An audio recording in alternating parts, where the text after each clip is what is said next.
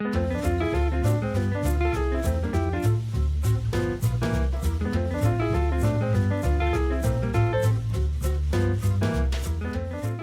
everybody, and welcome to Taking Control, the ADHD podcast on True Story FM. I'm Pete Wright, and I'm here with Nikki Kinzer. Hello, everyone. Hello, Pete Wright. This is a special show. It's a unique and special show. It is. You want to set it up? Yes. So today we are going to be talking with a doctor, a very special doctor, and we're also going to be talking to my daughter, who's a very special human being to me, and she's going to share her story today. Yeah, she is. We're talking about eating disorders. And so trigger warning, we're talking about a lot of very complicated things that involve a lot of very complicated emotions and experiences for a lot of people. And you'll hear a lot of people as we meet our guest. Our guest is Dr. Roberto Olivardia. He is a clinical psychologist and lecturer in the Department of Psychiatry at Harvard Medical School. He does maintain his own private practice in Lexington, Massachusetts. He specializes in the treatment of ADHD, particularly with comorbid disorders, body dysmorphic disorder, obsessive compulsive disorder, and in the treatment of eating disorders in boys and men. He's the co-author of The Adonis Complex, which is a book that details the various manifestations of body image problems in males. And he's been all over the place, you guys. This guy, he's in all kinds of publications. He's on the advisory board for CHAD and the Attention Deficit Disorder Association. He sits on the Scientific Advisory Board for Attitude and is a featured expert for Understood and an active member in the Decoding Dyslexia Massachusetts group. You actually met him at CHAD ADA. And that's how he comes to us today. He is fantastically generous with his time. You'll note this is a bit of a longer episode. Frankly, we've already had the conversation. Nikki and Paige and Dr. Olivardia already had their conversation. It's a bit on the long side. So I'm telling you, I know it's going to feel like a longer episode. Just pause it and come back. If you can't make it, if it doesn't fit in the commute, just pause it and come back because they're gems all the way to the very end. From Dr. Olivardia. So we sure appreciate your patience, for your understanding in that for members there was no live stream of this event because Paige was involved. She's a star. She's an incredible speaker and advocate for herself and for people who are living with the specter of the eating disorder and ADHD. So that's it. We're going to table everything else. You know all the drill. Find us, patreon.com/the ADHD podcast. I'm not going to belabor all of that. Thank you, members. You're amazing. And now let's go ahead and get to it and meet Dr. Olivardia.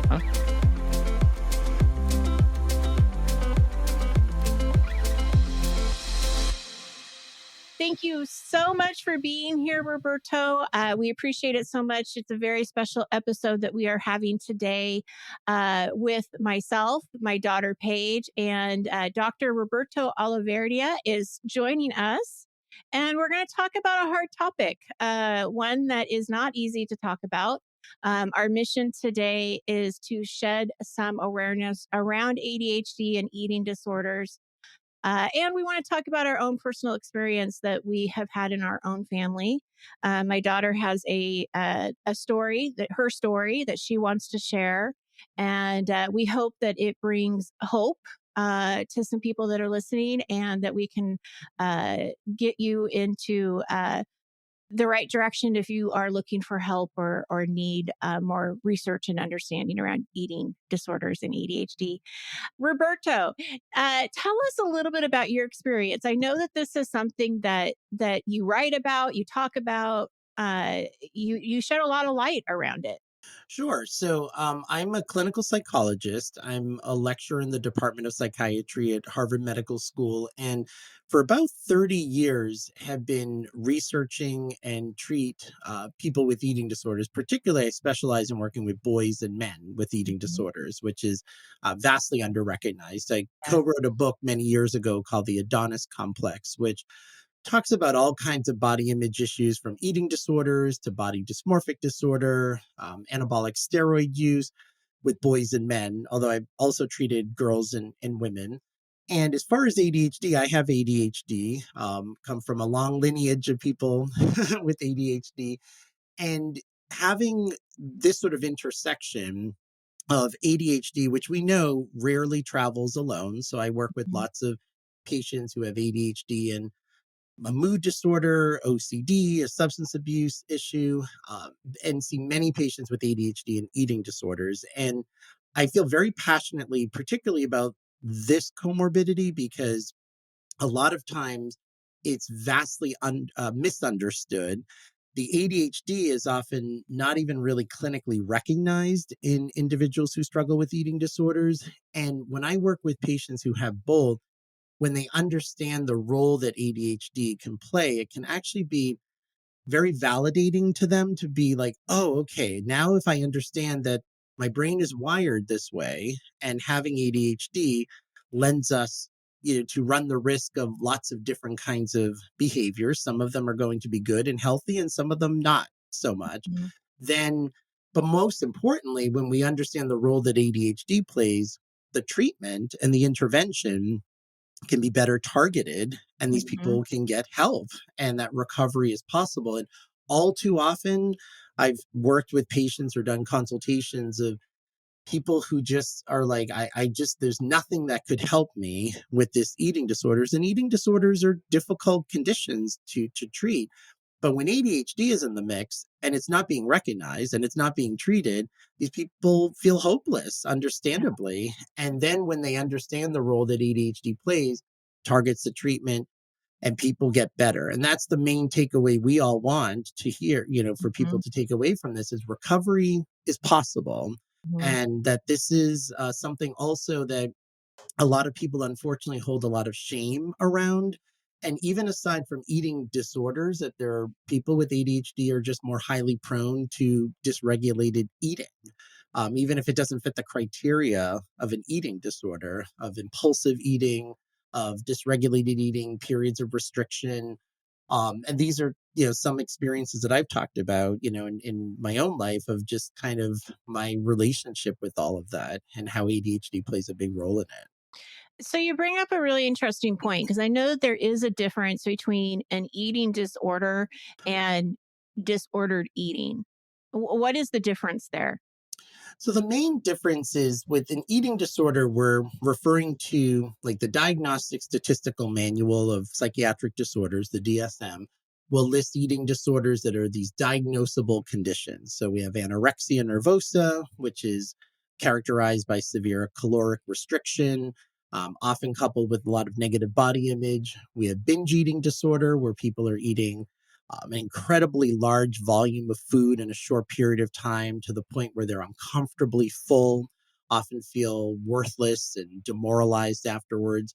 Bulimia nervosa, which are binge eating episodes, but then coupled with compensating behaviors, what's known as purging behaviors. And that could be self induced vomiting, laxative use, fasting, overexercise. And then sort of eat disorders that might not fit all those criteria 100%, but are close to it. Things called ARFID, or avoidant restrictive food intake disorder. With disordered eating, it's maybe eating that's not, it may not necessarily even hit a medical threshold of necessarily being as unhealthy or as life threatening as those Mhm. other eating disorders are, which they are. I mean, eating disorders carry a 10 to 15% mortality rate. That's very, very high.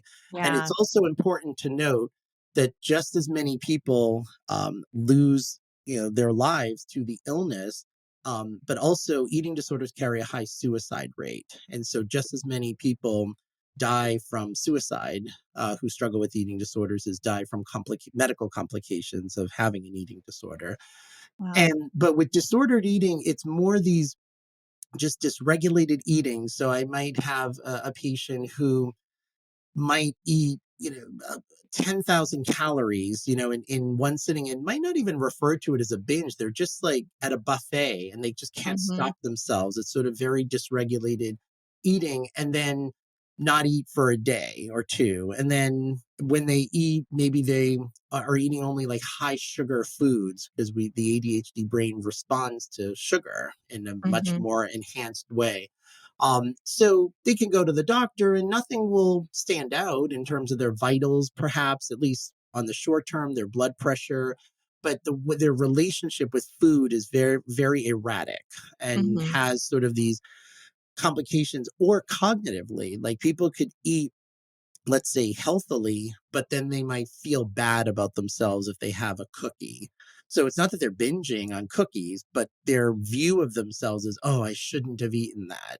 And Mm-hmm. so their relationship with food now takes on this sort of approach that certainly puts them at risk for an eating disorder. But Yeah. we know people with ADHD, I often talk about with food, with sleep, that the things that we have to eat like every single day, those are the things that ADHD can find its way into with more prevalence, are those Mm-hmm. things that we're supposed to do every day. So where does body dysmorphic disorder come in? Is that part of the eating disorder, or is that a different thing altogether? So body dysmorphic disorder, or BDD, is a different disorder, and it's classified in the obsessive compulsive spectrum disorders. And what that means is the spectrum disorders are all these conditions that share genetic underpinnings. So if you almost imagine like a family of disorders, of which OCD, BDD, anorexia nervosa, they're all like cousins of each other. And with BDD, most people with BDD don't have an eating disorder. And that's characterized by people who have a preoccupation with a part of their body. It could be multiple parts of their body that they think looks ugly or defective or repulsive. It's more than just having negative body image. It's often characterized by people who have a real distortion of the way that they see themselves. And it's coupled with a lot of obsessive thinking about that body part, a lot of compulsive behaviors like mirror checking, excessive grooming, camouflaging behaviors, or avoidant behaviors, mirror Mm-hmm. avoidance, not leaving the house, and covering one's face, or depending on what part. I mean, I've worked with patients with BDD who could obsess about literally every body part. I mean, Wow. fingers, muscles, hair, skin, all Mm-hmm. different body parts.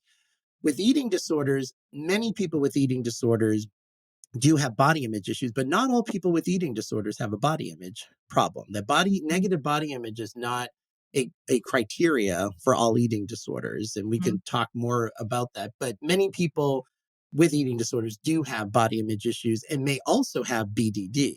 And I've Mm-hmm. worked with many patients who, when they are recovered from their anorexia or bulimia or binge eating disorder, it turns out there's also BDD that's still in the mix. It just might not be connected to their body weight. What is it around ADHD that makes it a higher percentage? So I was reading a magazine that you wrote, or an article that you wrote for Attitude magazine, and you had said that you found that girls with ADHD were almost 4 times more likely to have an eating disorder than those without ADHD.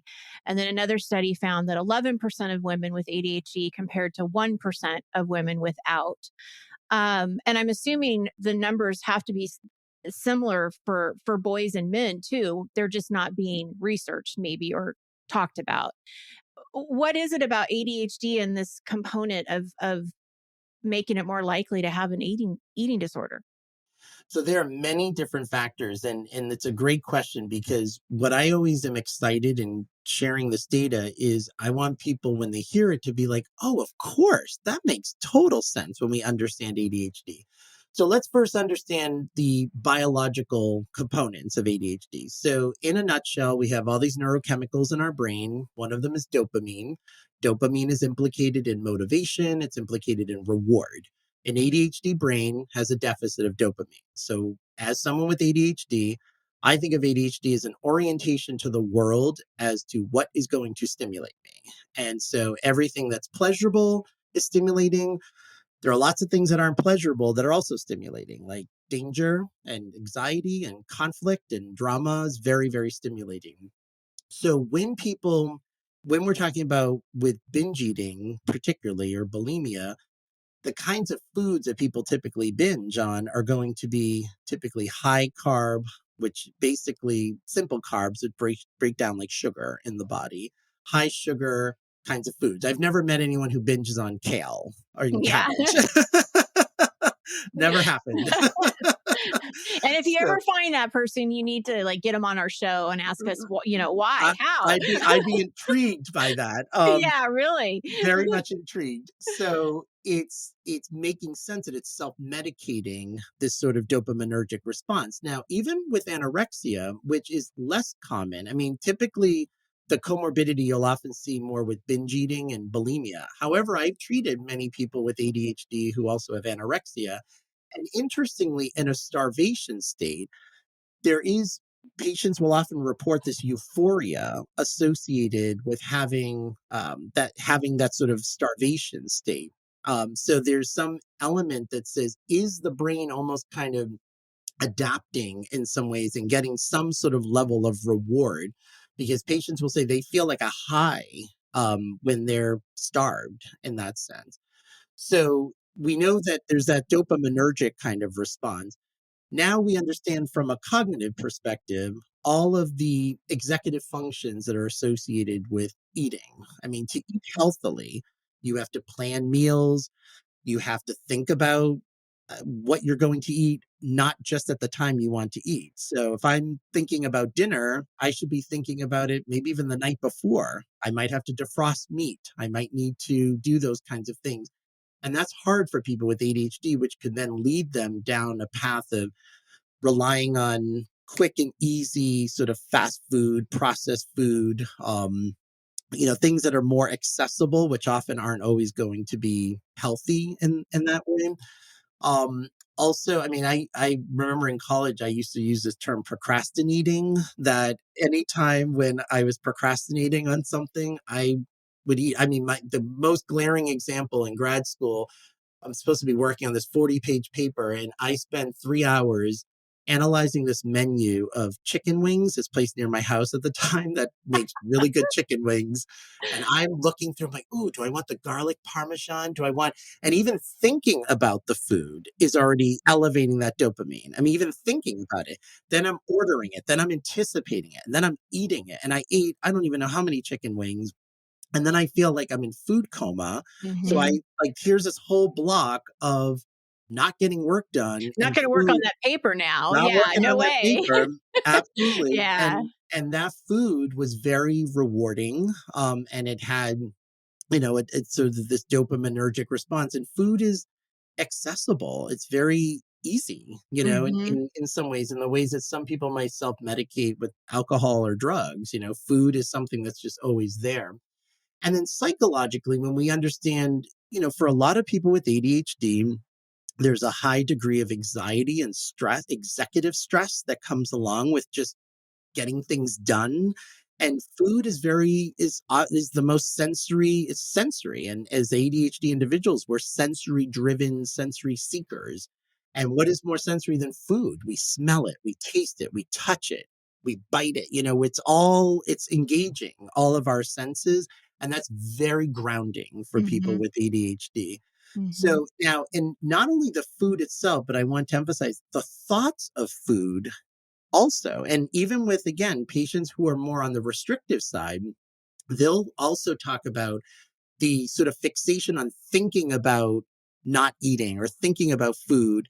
It still has this rewarding element because their thoughts are not all over the place. And for people with ADHD to be focused on a singular thing can be very reinforcing when you're Hmm. used to thinking of 15 different things. And Hmm. so if food is the thing you're thinking about, even if it's thinking about not eating food, that's still satisfying that sort of need for this sort of singularity of thought, It's hyper that focus people, almost. a hyper focus, Yeah. exactly. Yeah.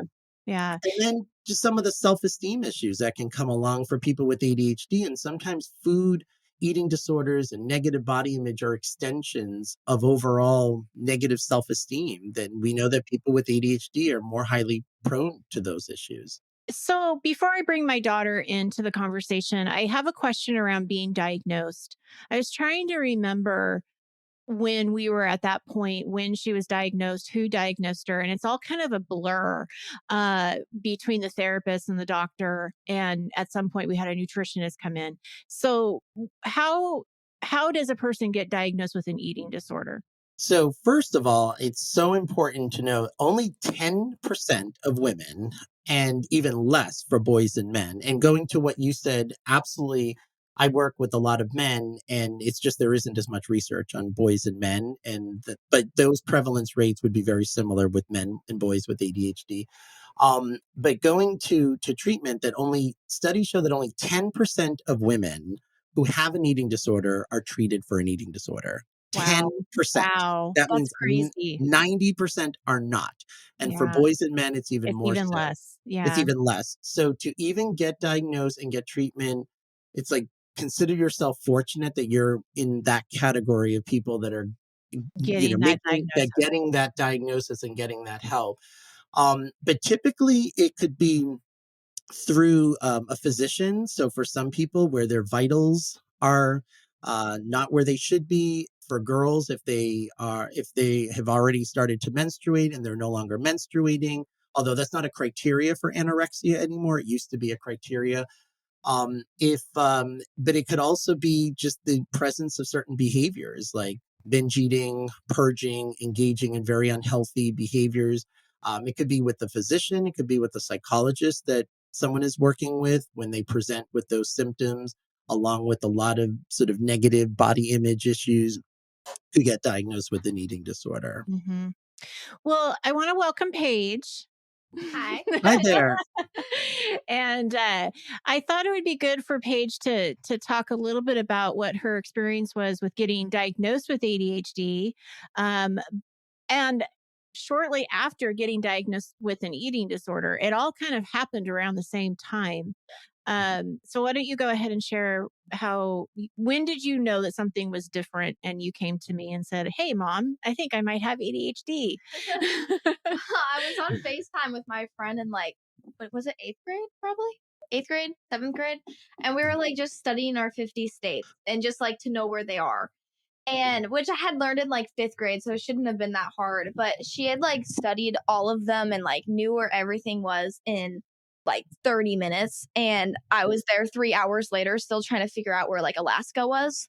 And so I walked downstairs to my mom sitting there and I was kind of like, am I stupid? I felt really like just stupid. Like how is this so hard for me? And so my mom being an ADHD coach was just instantly like, "Oh, you might have ADHD." And so we went and got diagnosed or went to the diagnostic testing first, or did we get my teachers? And we actually did talk about this on the show, her sort of road to getting treated, because her primary doctor didn't believe that she had ADHD because of how her teachers filled out the paperwork. And this is where I think having the expertise around ADHD helped, because I knew that she was probably inattentive and that's why they didn't see it. And she was a good student and, they loved her and she was very charismatic. And so I knew that we needed to get a little bit deeper. And that's when we went to the actual psychiatrist that did Yeah. the actual diagnosis. Yeah, because like when I was in like class, it was never like I couldn't stop moving or I wasn't focusing. It's like I sat there and I totally looked like I knew what was going on. And I was just kind of like shake my head, but like nothing they said would go through. We would read a paragraph in like a textbook and I would have to reread it multiple times just to understand like the concept of what we were reading. And so like from just the eyes, it didn't look like there was anything wrong. But like I never noticed that. I just kind of thought that was everyone until I was like with my friend studying and I was just like, this does not seem normal. Like this shouldn't take me this long. Mhm. Well, I think a lot of what you're pointing out too is how important it is to get a real thorough clinical evaluation of ADHD. And this is something that is leads to, I mean, people often think ADHD is overdiagnosed. I think it's actually vastly underdiagnosed because there's because I'm 50 years old. So when I was younger, the only kids that were diagnosed with ADHD were kids that were burning the school down. I mean, kids with like major conduct, disorders. And a lot of those kids were my friends. But I did well enough in school. I had good social skills. but it's the behind the scenes of understanding what's the process, because it's not as observable all the time. And especially for girls, we know that ADHD, you'll still hear that boys outnumber girls. That's not true. Boys outnumber girls in identification, maybe, but not in actual prevalence. And with eating disorders, we know now that boys and men make up 25% of people who have eating disorders are boys and men. And when I started doing that research 30 years ago, it was like seen as a rarity, that boys and men hardly had, these problems. But what you're speaking to is exactly that notion of needing to kind of peel back the layers and understand, okay, just because she's not bouncing off the walls, are you taking in the information? What's happening? Because I know for me, when I was in high school, I mean, I was in a world in my head. I mean, I have a very vivid inner world and inner imagination, because I got bored so quickly, um and I just knew how to kind of hustle, and sort of get through. It was really in college that I feel like I became a student, honestly. Like prior to college, it was not fun. Difficult. Yeah. Yeah. Well, and then around the same time is, and I'll let her talk about this, but eighth grade was a really interesting time for her because she was getting the diagnosis of ADHD. She stopped doing gymnastics. And then also, this is when I think her relationship with food was starting to be disordered. And you can talk, why don't we talk about that a little bit? Yeah, I think that with not honestly the ADHD diagnosis, I didn't know anything about ADHD that much. Like I didn't know it about myself at all. So I never thought about that in with my eating. But so I now know that I'm a very routine person. I like to know what I'm doing from Monday through Friday. Like I know my schedule. I'm very routine. I don't like traveling because I don't like it being different. And I didn't know that back then, but I think that that is one of the biggest things that like started my eating disorder was the big change of of leaving gymnastics. Was I was so used to 5.5 hour practices after school that now all of a sudden I would come home and eat a snack and sit on the couch, or I wasn't as active as I was, and I don't think I realized how big of a change that is because everything switched and I wasn't as active as I was, and so my muscles started to kind of go away. And I was just I felt very disproportional. I felt very just and it was never bad. I was just a normal looking young girl. I just thought that I was so used to being strong and that being what I look like, to now I was just well, I can either be strong or I can be skinny. And I don't have I'm not able to get as strong because I was 13, 14. I can't drive and go to a gym. And so I just it was so easy for me to just start to not like how I looked, because not only was gymnastics quitting gymnastics was a big change, but now I'm eating the same or more with not the same working out, and my body changing was just too drastic. And I feel like that's kind of what made my mind really spiral and just not like my body anymore. Mhm. But you're highlighting some really important things that are important for a lot of people, both with ADHD and what we know about what can be risk factors for eating disorders. So one is change and the transition of change. And gymnastics was it was structure for you. And people with ADHD, sometimes I sometimes still cringe with that word structure. I'm I'm going to be put in a box, but at the same time, I like it. I'm similar too. I like to know how my week is going to look when it's the beginning of the weekend, what fun things, what's happening.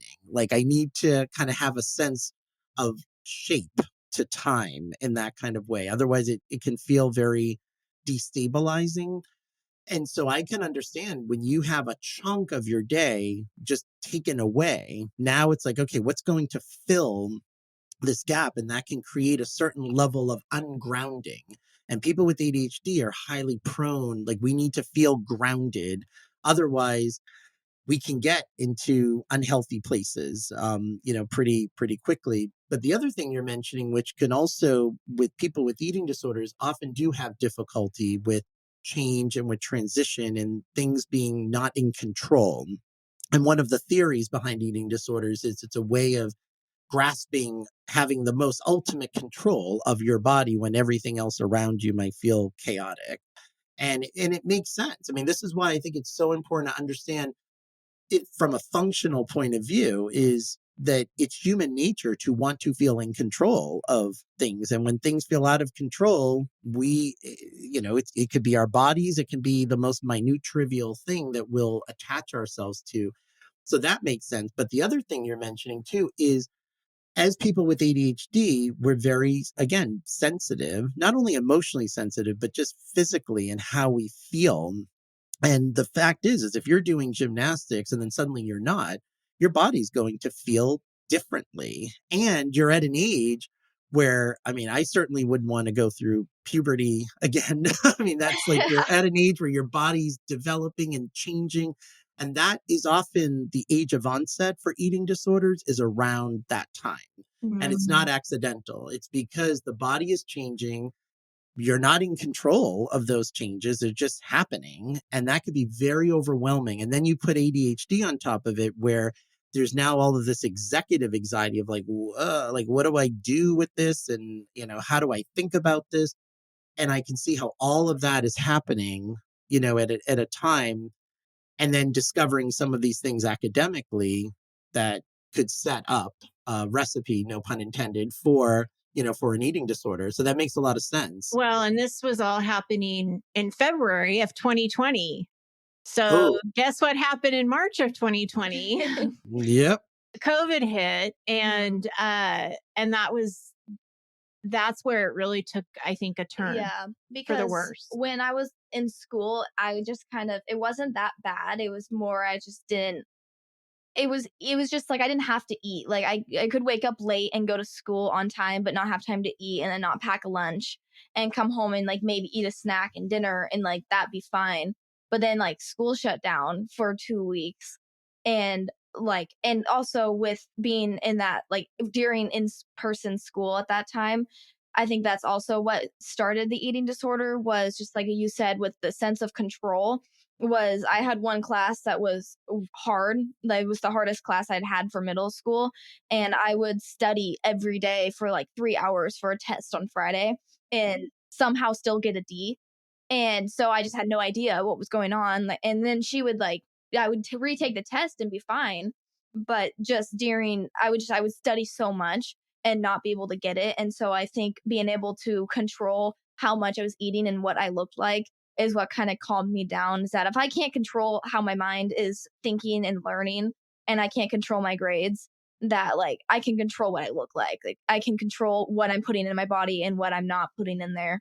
And I think that's what like very much spiked it was. Well, and something we were talking about too when we were prepping for the show is, it's also an age where you become very aware of other people and what other people are doing. And so there was a lot of body comparison. And I mean, social media was also,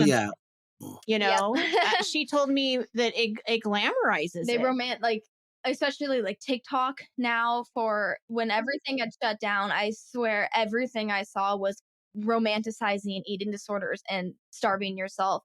But everything that was posted was like the pretty part of it, was they were like, you're skinny, or oh, I haven't eaten all day, and not the behind the scenes of how an eating disorder actually is. So like for me, it was hard to see because I was like, well, everyone has an eating disorder. Like, I'm fine. Like, everyone is like this. But I was kind of confused on how these people seem so happy about having an eating disorder. But I was like over here suffering in silence and not knowing, like, I didn't feel good ever. I don't know how people were able to smile online. Right. Yep. No, but all that, you're mentioning it, and it's so important too. And I want to underscore your message of the experience with ADHD that often gets missed, because ADHD is like, oh, I'm so ADHD. And people don't understand the pain that can be behind it, is how demoralizing it can feel. And I can relate, because I remember those times studying, and I'd pull a D, in a chemistry. Like my daughter just took a chemistry midterm, and she's doing better in chemistry than I did. But I remember I failed every midterm and final for lots of classes, because the cumulative knowledge was like, I was like, oh my gosh, like, how do I like sift through this? And it just feels defeating. And so the hope is that you either find other strategies of getting through that, or you have something else to attach to. Like music for me continues to be and has always been like a therapeutic thing. Like that was my salvation. I could drown myself sort of, in that. But that makes a lot of sense, and understanding that when we treat the ADHD, it can help prevent some of those other issues from cascading in that way. But to social media, I mean, I have very strong feelings with social media, and I have a almost 18-year-old son and almost 16-year-old daughter, and they recently got social media. I feel very, very strongly. Now, part of it, and I told them, because we're an ADHD family, they have ADHD, and I said, if I were a teenager now, I would absolutely have a problem with it. Like, I would be the number one consumer of all of this kind of, and this is true, but it's funny is that even when I was growing up, I wanted MTV so badly, and my parents did not get cable until the day I went to college. Literally.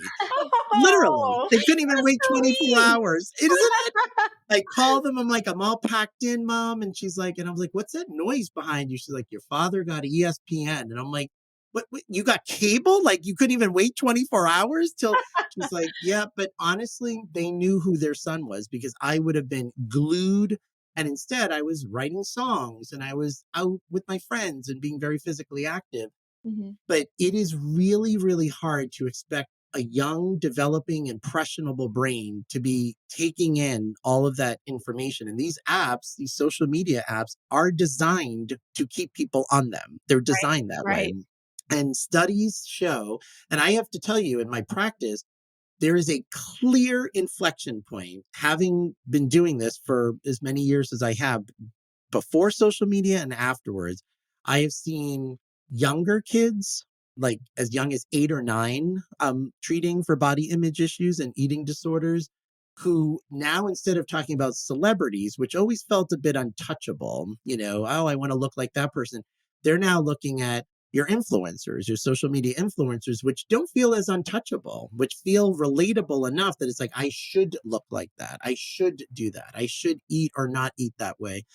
And you're absolutely right, Paige, is that it gets put out there in such a glamorizing way that it almost invalidates for people like patients I work with who are like, are these people really happy? Then I'm even failing at having an eating disorder. Like I'm not even Yeah. good at this, that Exactly. because these people are walking around and they're the bomb. And like, I'm tormented like by this. So what is going on? And it just becomes, this spiral. And, there are algorithms, obviously, in social media that if you are looking at body image related content, it's going to send more body image related content. So it feeds upon itself. And it's a pretty dangerous, and there's studies that show very significant correlations of Instagram, particularly with Instagram usage, TikTok, and negative body image for boys and girls. And even, unfortunately, studies will show, even with body positivity, which the intention of body positivity is, hey, let's show different bodies and let's show you can, have pride in whatever body. And I'm all for that. I mean, we should never discriminate or shame people for whatever body. But studies show even those images are still resulting in a lot of negative body image because it's putting out there this sense that the body is still, it's still objectifying the body in some way. So when Lizzo, posts her in bikini, and Lizzo's a fantastic singer and a great artist, and I'm all for the message of, hey, I have no shame about how I look and I shouldn't be put down. But it's still showing that her body is still something that has to be put out there, as opposed to she has this amazing talent of her voice. And that's what, like whether she's on a large body or thin body, a tall body, short body, your value and worth is, the same. So it, even when the intention is meant to be good, it's still sending a message that it's still important to be seen in that kind of way. Something that I just want to share with people that are listening that are parents or partners or anybody that might have someone that they're worried about. That was something that was really, it was really difficult for my husband and I because we noticed that she stopped taking lunch to school. We noticed that she wasn't eating as much. she would wear baggy clothing. And so we wouldn't really be able to tell, what she really looked like. And because of COVID, I definitely, she went into a depression and was definitely isolated anyway. And I remember when she was driving, she was 15 and she was learning how to drive, and it was in the summertime. So she actually had shorts on, and I actually saw how thin her legs were. And that was very concerning. And then there was a few months later where her eyes were really red underneath. And I thought it was makeup. I really honestly thought it was makeup. And I realized that that wasn't makeup. And it was really scary. It was really scary. And that was the time that, we had her talking to a therapist. We had her talking to her doctor. They were like, yes, this is happening. And she refused treatment. And I hid it from you guys. And you hid it. You hid it for a long time. Because I didn't actually start kind of talking about it until, because it all kind of started when I was about 13, and I didn't actually say anything until I was about 15, but I never actually said anything. It was very like I would hint at things, like how you guys said that I would always post on my Instagram about like eating disorder awareness, but like I would like post things about it and like awareness about it, and but never actually like, and I would tell them about it. I'd be like, oh, like this is that and this is this, without actually saying that, like, oh, I'm doing this. This is me. This is my problem. I was just explaining what I learned. And so that's kind of how, and then you can. Well, and then even my husband was like, I think she's reaching out for help. I think she needs help. And I had this like hope because we had the therapist, we had the doctor, and we had a nutritionist that we were going to have her talk to. And when you do the research, that's your team, right? Like that's the team that you want to have. And I was like, oh, good. We're going to, we have this team. One meeting with the nutritionist and Paige was out. And then she fired her therapist and told her therapist she didn't need therapy. And I emailed my therapist and told her that as a decision, me and my family decided I'm healed. I don't need therapy. Yeah. And because she's a minor, the therapist was like, I don't know if this was truly a family decision. I'm like, yeah, no. Yeah, and I didn't like the nutritionist because she would ask me, like, one of her first questions was, what are your comfort foods? And I'm like, what? I was like, I don't want to talk about that. I was like, I don't want to eat food. Like, I don't want to know what my comfort foods are. Like, why would I was very like offended. Just like, why would you even ask me that? And I just got mad and defensive really fast and just didn't even finish the appointment. And then was just like, I'm not doing this. Like, I don't need this. Yeah. Right. And what's interesting is that the therapist, our last call that we had with her was just my husband and I, because Paige wouldn't come. And she said, just remember, it's the eating disorder. It's not Paige. And there was some comfort in that, to see that, okay, the resistance it is this other thing, and to try to separate this thing from who she was. And it was helpful. So it was an interesting journey. Yeah.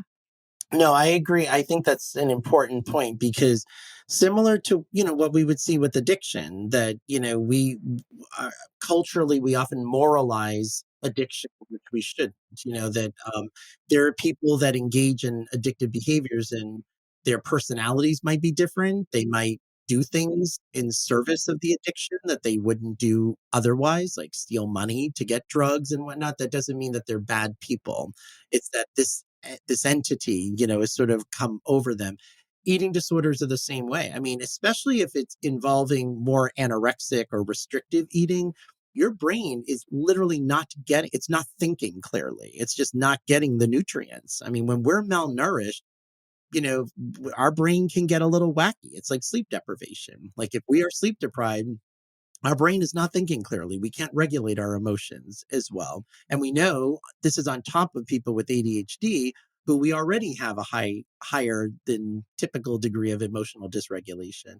So, but the nature of an eating disorder is So in psychiatric diagnoses, we refer to symptoms as ego syntonic or ego dystonic. So ego dystonic is when the person is like, there is nothing in this that I want. Like when people are depressed, it's very ego dystonic. I don't want to feel this way. This is not who I am.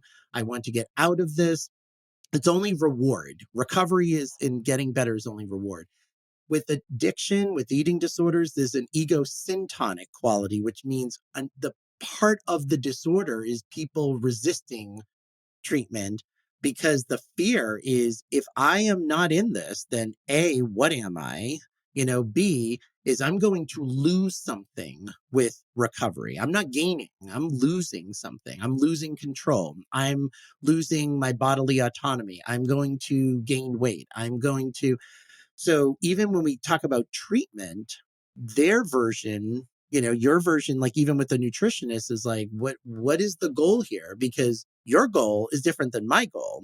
And I've heard that from many patients. I mean, even patients with body dysmorphic disorder, first session, part of the nature of BDD is people who don't think they have BDD. They think they're ugly. They just think they're actually like inhuman looking. And so I'll have patients that are like, I don't have BDD.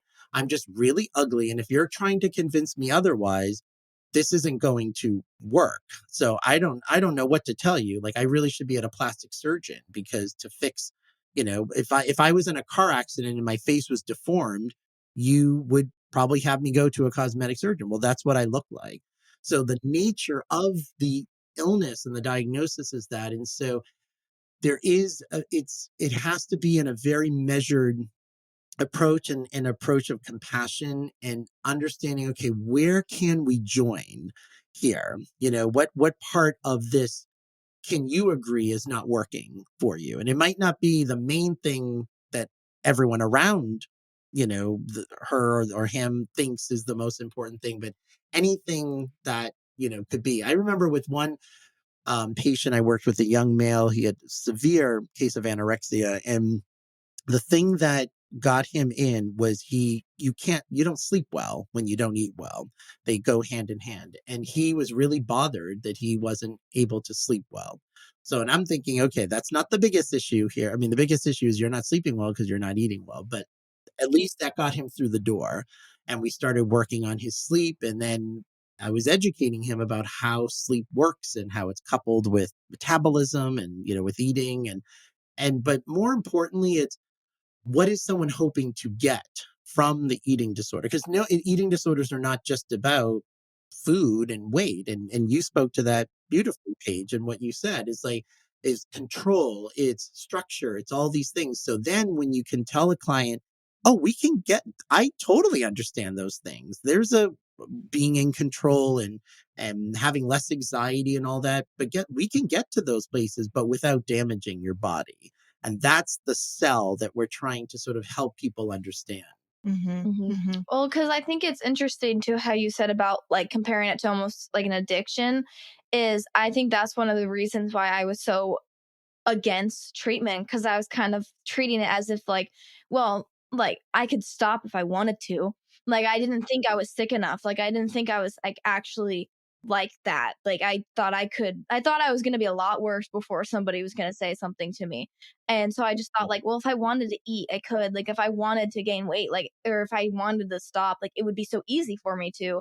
But that was never the case. I just convinced myself that I was fine and then I was able to stop if I really wanted to, but no matter if I had ever tried to stop, it never like worked, and I could never actually stop. But I just continued to refuse treatment because I didn't want help. I didn't want to stop. Like I know that like my mom would cry to me and people would say they're worried about me, but none of that cared to me. I didn't mean for it to come off as rude or that Right. I don't care about your feelings, but like truly I didn't care at all that she was sad that I was skinny. Like I was happy. I was like, I'm glad you're noticing. Thanks, dude.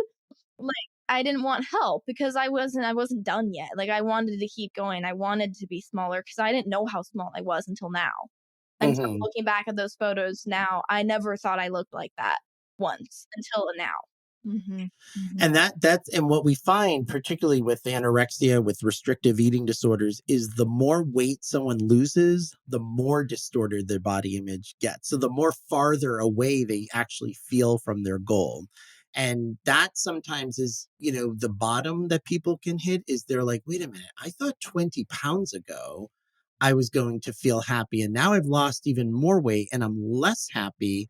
How is this isn't working? And you reminded me just when you said sick enough, there's a fantastic book I would recommend by a colleague of mine. Do you know that book called Sick Enough? I bought it. Yes. It's a Jennifer Gaudiani. Yes. She's a fantastic clinician in Colorado.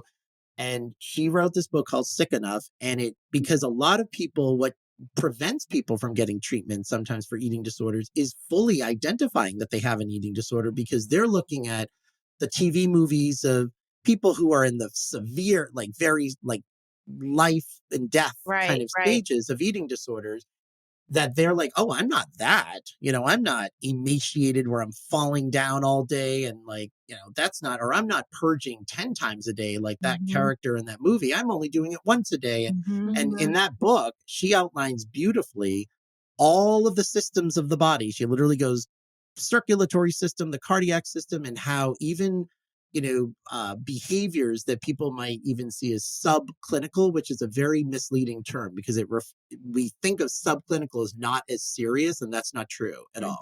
It's just as life threatening. But let me ask you, Paige, what turned around for you? When did you want help? What changed? I think one of the biggest things that I noticed with my eating disorder was how scared I was all the time. My anxiety was always at 100%. Like, I would be home alone and I would so badly want to take my dog for a walk, but I couldn't physically get myself to go outside because I was scared of getting kidnapped or to get hurt. And I never thought I was skinny. Like, I never thought I was actually small. I knew I was weak. Like, I knew I couldn't get out of bed easily in the morning. Like, I knew how weak I was, and my fear that if somebody were to see me and grab me, that like, I accepted that was my fate, that like I wouldn't be able to fight back. I look weak and I know I am weak because I was used to being strong. I was once strong. And so now that I wasn't, I knew that I wasn't strong. I knew I was weak. So I had a few moments where I was in a situation where it's like, I couldn't do anything. Like, I was just weak. And I think the times that I felt so bad about myself and I felt so scared is what kind of made me like, I don't know if I can keep doing this. And I had completely changed my life by like, I switched to online school, but a few months before that I'd started working. And I had noticed that my first week of work that I couldn't go 5 to 6 hours without food. It was hard for me. I couldn't learn. My manager would be like trying to train me and I couldn't like really comprehend what was going on because I was just so hungry and fatigued. And ADHD. I mean, Yeah, you think about all it was these all tying factors, together. right? Yeah. Absolutely. I couldn't get it. And I was just like, and I had surrounded myself with different people, especially now that I was at a place in a completely new area of work with people I've never met in my entire life.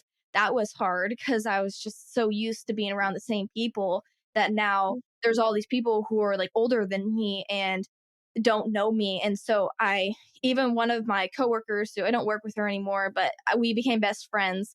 And she said that the first time she saw me, that she thought to herself that she hopes I don't get bullied in school for how skinny I was, because she did. She would get bullied in school. And when she had told me that, I like took that as a compliment. Like, that made me so happy that she thought that I was skinny and was hoping I wasn't getting bullied for it. And it's so interesting because me and her talked about that just a few weeks ago, how like that would be an insult to her. But for me, I took that as like, I took that with pleasure. I was like, thank you so much. Yeah. But it shows how the thinking can get very distorted. And that's a very, very common phenomenon. Like, even in eating disorder residential and inpatient programs, that sometimes, I mean, and sometimes people absolutely need that hospitalization. And we know it's a very common effect on in hospital programs where people start comparing, oh, like, I'm not the sickest one, as if the sickest one is the one that wins, the award, in a sense. But what I like about what you said is with the weakness part, is it sounds like what you uncovered, because what the eating disorder promises, and I'm talking about an eating disorder like it's like an entity, it's not you, it's something outside you, that the eating disorder promises, here's this thing that will give you a sense of control, that will give you a sense of power, that will give you strength, that will give you, all of this. And when you recognize how weak you were, it was like, wait a minute, I'm not feeling strong. I'm actually feeling so weak that I feel so vulnerable and almost paranoid to someone kidnapping me like this. And it sounds like something, it's almost the illusion was like the Wizard of Oz curtain was pulled away, and it was like, wait a minute, this is not what is this giving me? Like something clicked. And that's often what I always hope that, when patients can connect to. It's like, wait a minute. Like I remember this young woman, she had ADHD and vacillated with binging, and it would get restrictive, and it was all, and she's like, I started this because I wanted people to like me more. I wanted to be more, I'm an extrovert. She goes, I wanted to be more socially acceptable. And I figured if I looked perfect, then, and she goes, and now I realize I don't leave my house because I feel ugly or fat or this or that. I'm not socializing with anyone. She goes, so this eating disorder has literally moved me as far away from the original intent of what I was. And she goes, it's a lie. She goes, it's a liar. The eating disorder is a liar. And it was like confetti could have been, burst, in the room. And it was like, yes, that's exactly. And that was the beginning of recovery. And those are the moments that I always hope that people can connect to, is like, this isn't giving me what I'm ultimately really looking for. Mm-hmm. Yeah. Well, and something that she told me yesterday when we were talking about this is that it was important and she can speak more to this about how important it is that the person has to want it. Yeah. Because I could have told her a million times how worried I was, how much she was, how loved she was, how beautiful she was inside and out, and it wouldn't have mattered, right? And but there was something that clicked with her that all of a sudden, and she can talk more about this with her coworkers.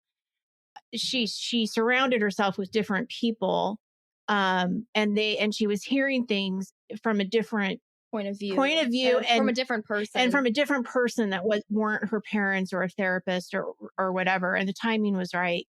Like it kind of felt like it wasn't somebody like a therapist who that is what like they're there to help me. It felt like it was from somebody who just genuinely wanted to help me or genuinely wanted to inform me on food and nutrition and how important it was.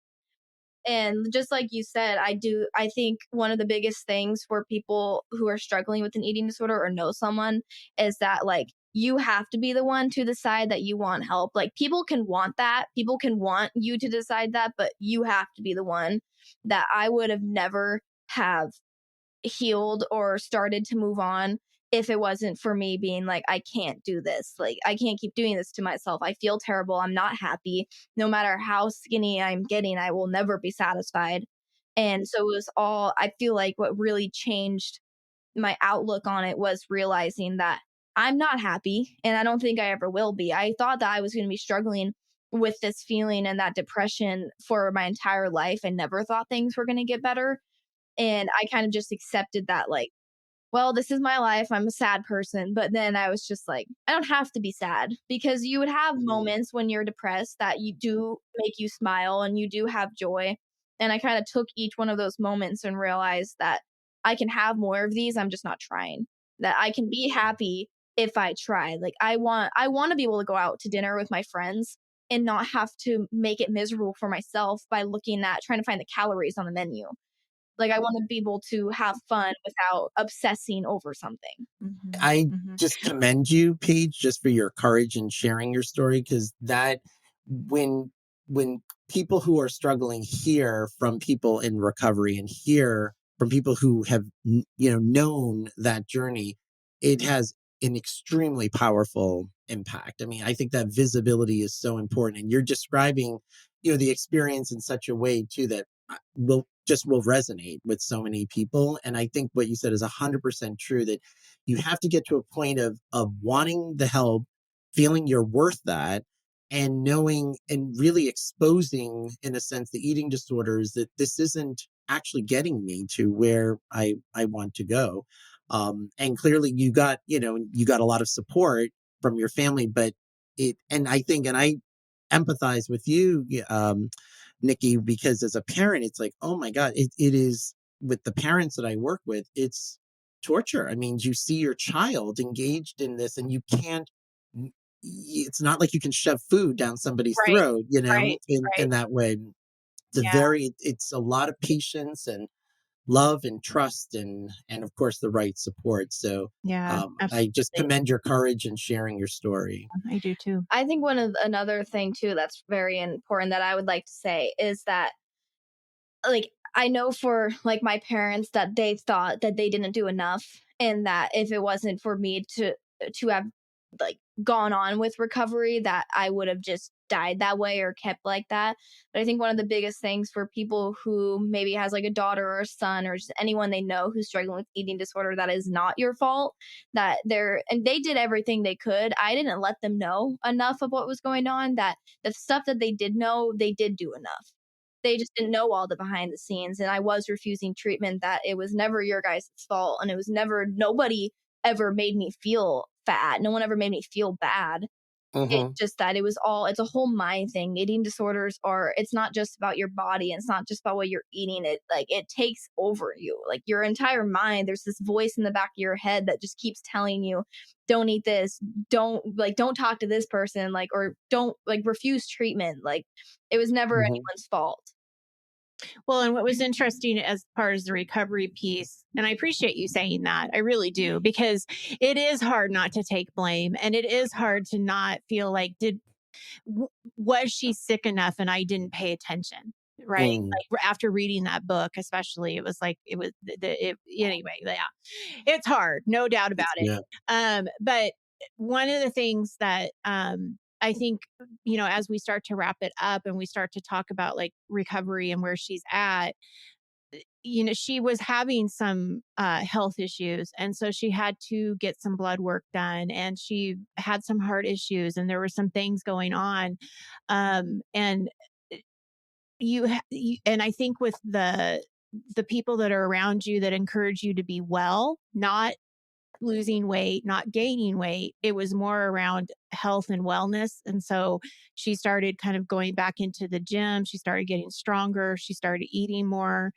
Um, she was vegetarian and vegan for a long time. I was Do you want to talk about how that changed? Yeah, so I went vegetarian about like 3-4 years ago. Um, Hmm. while I was in an eating disorder, because I thought that was gonna help me lose weight. I was Yep. like, cut meat out and that perfect. But I just kind of stuck with it. Even like now, I just got used to it and I didn't mind it. I didn't eat meat that much. So, Hmm. but then last year on January 1st, I went vegan on a bet, and it was who could go vegan the longest, and I won. Hmm. And so what, I just kept going because I was like, I really like this, and I was learning so much about food that being vegan, it taught me how to shop for my own food, and it taught me how to eat. It taught me what to eat, and I realized that with such a restriction of like a dietary need like that, I needed to eat food. I couldn't just eat a piece of meat in the morning and like be good for a little bit. Like I had to make sure I was getting the vitamins and the nutrients. And then I was also getting into the gym. I was getting into weightlifting and muscle growth. And so I was learning about protein. So I was trying to get protein in, which is hard with vegan food, but I was able to do it. But then I got more blood work done because I wasn't feeling good. I got diagnosed with POTS syndrome. And so I got my blood work done. We went and talked to my naturopath about that. And she was just kind of like, if you have really good reasons to be vegan, then you can stay. But it became really unhealthy for me. I was malnourished. I was deficient in vitamins. And because I was telling them that I feel worse now. I'm eating the most food I've ever had, and I am the heaviest I've ever been. And I feel worse now than I did when I didn't eat. Like, I had much more energy then, and now I don't have none. I crash in the middle of the day. And we kind of discovered that it was all just for my diet. And so now I'm no longer vegan and I eat meat. And the past like 2 weeks, I feel so much better. Like I feel great. I'm eating good food that's not processed chemicals made into fake meat. And Yep. No, but there's something, and unfortunately, I know we're out of time, but a colleague of mine, James Greenblatt, who does actually work in ADHD world as well as eating disorder world. He's here in Boston. He did in a webinar recently. He strongly feels that any developing individual should not be a vegan, because he does a lot of work actually with supplementation and with diet and minerals and things like that. And there are a lot of proteins and things like that I was a vegetarian when I was in high school, and it did not work out for me yeah. either. And I was big into animal rights. That was like the Mhm. main thing that brought me to that. And it wasn't good. Like I was eating, now this was at the time where like carbs were like, oh, there's no fat, in carbs. And I was eating tons of carbs to make up for protein I wasn't really eating. And it wasn't good for my metabolism, for my weight. And so like meat is not a bad thing. It's just everything, regulation, moderation, and it's what you're eating, with it. Like it's maybe the French fries. And it's, again, not that it's like, oh, I should never have French fries, but it's just eating things in moderation. So it's really important. I think past development, like after 30, if someone wants to be on a plant-based, vegan diet, studies show it might not be as negatively impactful, but you have to still be really careful and aware of that. So I'm glad to hear that you've incorporated that in it and you see the difference. Yeah. Because I kind of realized that I would rather be healthy and feel good than just do just continue being vegan because I've been doing it for so long. So it was kind of a hard change, but I did it. Well, and I think one note that I want us to leave on is when I talked to her about like, what do you think about your recovery? Are you in recovery? How does this feel? It's not consistent. Yeah. So why don't you talk a little bit of that voice? Yeah, I kind of think of it as like a way of like grief, that it's not consistent. It's not like a 5-stage process. And how I do eat now and I work out and I make sure I'm fueling my body and I take good care of myself. But there is always that tiny voice in my head that will never go away. Like I'm carrying the weight of my eating disorder with me probably forever, that I don't listen. It'll say it when I'm at the end of the day and I've eaten a lot of food, and I just have to keep reminding myself that this is okay. That I did eat a lot of food today, but I also went to the gym and I worked, and like I did a lot today, that I do need this food. And especially with looking at my photos from when I was deep in an eating disorder, I still will sometimes think, if I didn't think I was skinny then, like, is my mind twisted now? Like, I'll look in the mirror at the gym and I kind of think like, is this really what I look like? Like, I double guess myself. I get confused and I get sad, and sometimes I don't like how my body looks, and sometimes I do. Sometimes I think I'm too fat, and sometimes I think I'm too skinny, even though I'm not any of those, honestly.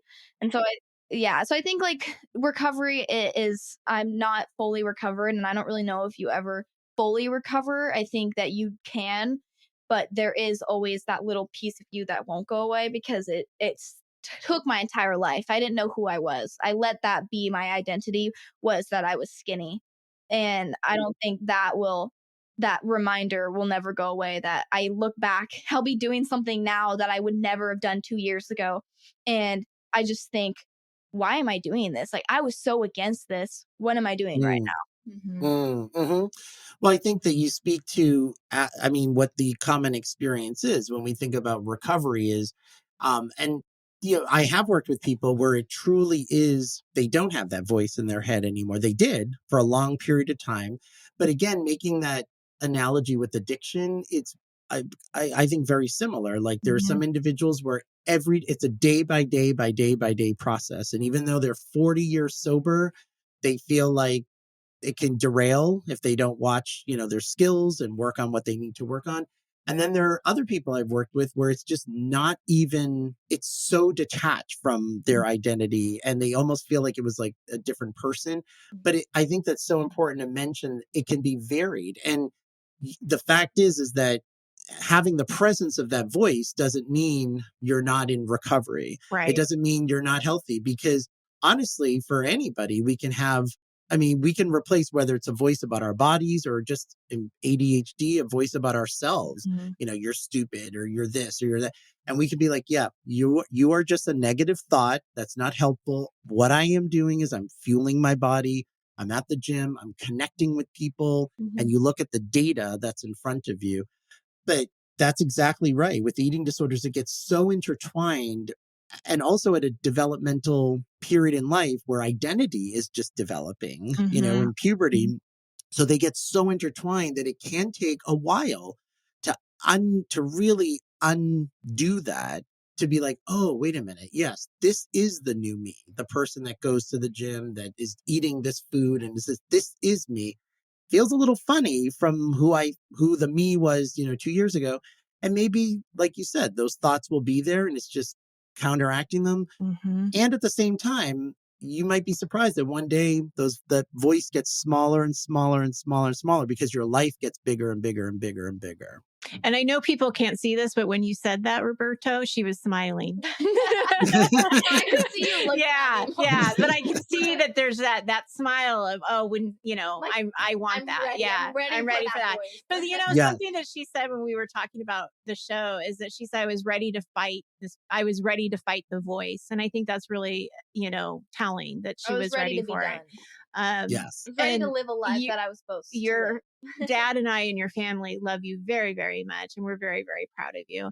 And thank you so much for sharing your story, Paige, because I think Roberto is right. It's going to help other people. I hope it does shed some light on awareness around ADHD and eating disorders. And Roberto, oh my gosh, thank you so much for being here. You're welcome. Great to meet you. Yes, and having this conversation. And as I told you at the conference, I didn't want anyone else but you. And I just really appreciate you being here. Thank you. Thank you Well, so thank much. you for the opportunity to be here. And it was nice to meet you, Paige. And again, I'm in awe of your story. And I tell people, anyone who's in recovery, to know the amount of strength that it takes to do that. And I always tell patients that when they encounter other things that might throw people, you're going to be like, you know what? I got this. I've been through a whole lot worse and have navigated through that. And there's growth that comes from that. And so I wish you well in your recovery, and really happy to be part of this conversation. Nikki, I have to tell you, I know Paige is a star. She's amazing. And the way she talks about her story and the vulnerability with which she shares these things is extraordinary.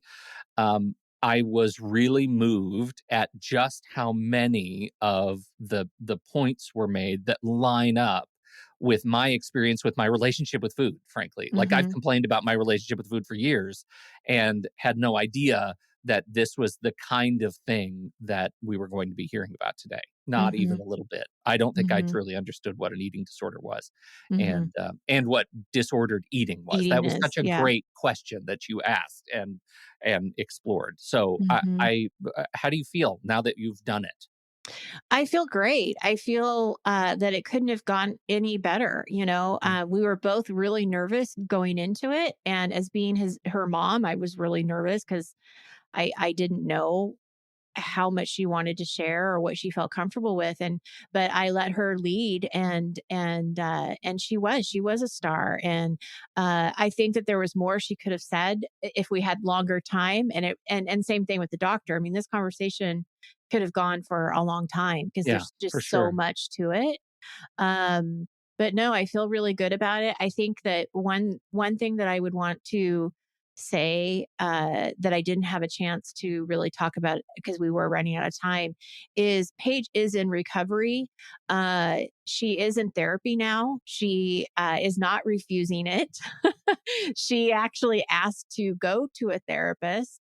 It's not necessarily around her eating disorder and ADHD, although those things I'm sure come up, but it's hard being a teenager.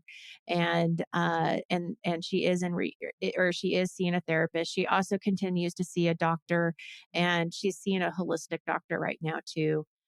because she was having some health problems. She mentioned at the end that she was diagnosed with POTS, and that has a lot to do with your heart, right? Well, everything to do with your heart, and the symptoms. She just wasn't feeling good, and so we're glad that she's changed her diet to put some more protein and iron and things that she was not getting. So I would say she's in recovery. I'm so proud of her. It's one of those things that you just want to hold on to, like, just, I don't want to go back. So I just hope that, she keeps fighting that voice that she hears every day, and that she keeps winning, because right now she's winning. And I just want her to keep doing that, because it's so important to take care of yourself, your mind, your body, all of it. Well, such great thanks to Paige and Dr. Olivardia and you, Mom, for doing this and for making it happen. Because I think it's a truly valuable conversation. I know I got a ton out of hearing it and then editing it, and it's really great. So thank you, and thank you to everybody for downloading, listening to the show, the whole thing. If you got to the end, chef's kiss. Mwah, you're fantastic. Yes. We sure appreciate that. And again, if you want to hear any of the goodies, join us on Patreon, patreon.com/the ADHD podcast. And one more thing, Pete, before we leave, if you want any more information or you need help, either yourself or somebody you love or care about, we do have the suicide hotline in our show notes. And we also have the eating disorders hotline on our show notes as well. Absolutely. Find all those in the show notes or on the website or on Patreon. We've got it everywhere, or in Discord. We'd love to see you over there. So thanks, everybody. On behalf of Dr. Roberto Olivardia and Paige Kinzer and Nikki Kinzer, I'm Pete Wright. We'll see you next week right here on Taking Control, the ADHD podcast.